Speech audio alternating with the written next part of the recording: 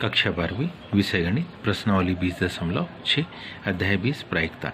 एक व्यक्ति एक नए सिक्के कितनी बार उछाले कि कम से कम एक चित्त की प्रायिकता 90% से अधिक हो। इसके लिए माना सिक्के को वो n बार उछालता है। हम लिख ले रहे हैं, माना किसे सिक्के को कितने बार n बार उछाला जाता है।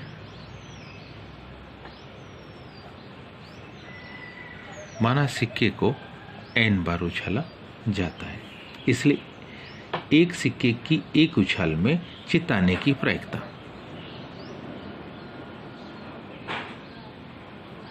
एक सिक्के की कितनी एक उछाल में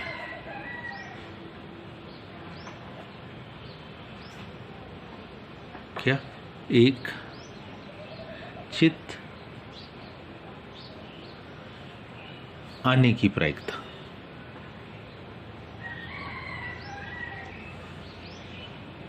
एक सिक्के की एक उछाल में चित्त आने की क्या प्रायिकता। अगर इसे हम देखेंगे तो वो होगी P बराबर इसे 1/2। इसका मतलब है चित्त न आने की प्रायिकता। अगर देखिए हम चित्त न आने की प्रायिकता हम देखें तो Q बराबर इसे 1 - P 1 - 1/2 मतलब 1/2। n सिक्कों की उछाल में, इसलिए क्या n सिक्कों की उछाल में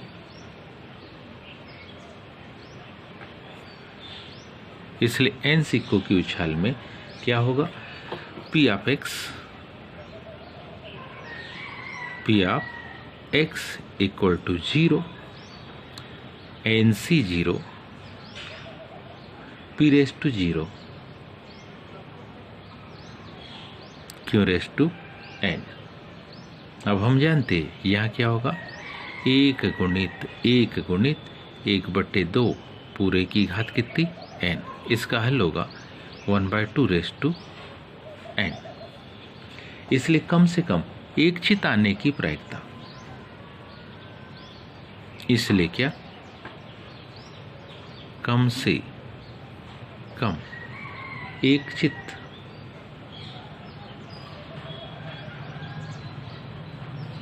आने की प्रायिकता,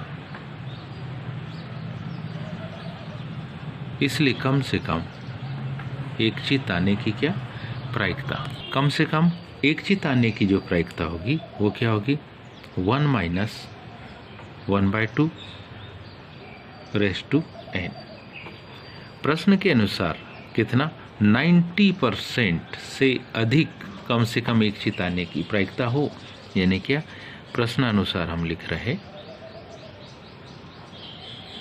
तो 1 - 1/2 raise to n greater than 90%। इसका मतलब 1 - 1/2 raise to n greater than 90% means 0.9।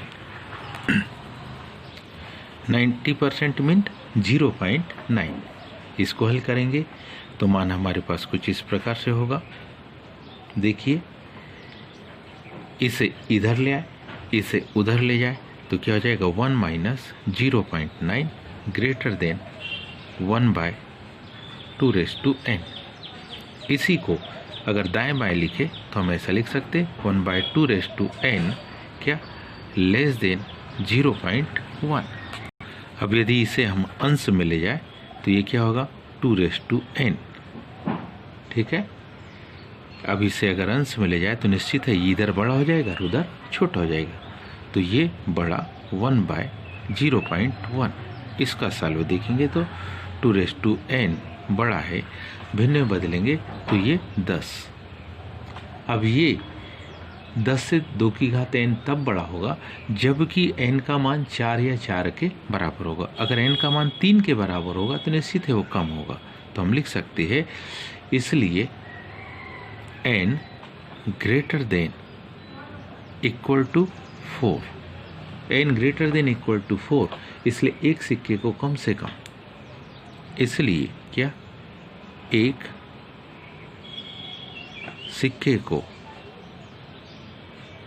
कम से कम कितने बार, 4 बार उछालना होगा, 4 बार उछालना होगा। उम्मीद है आप सबको समझ में आया होगा। आज के लिए इतने, शेष का धन्यवाद।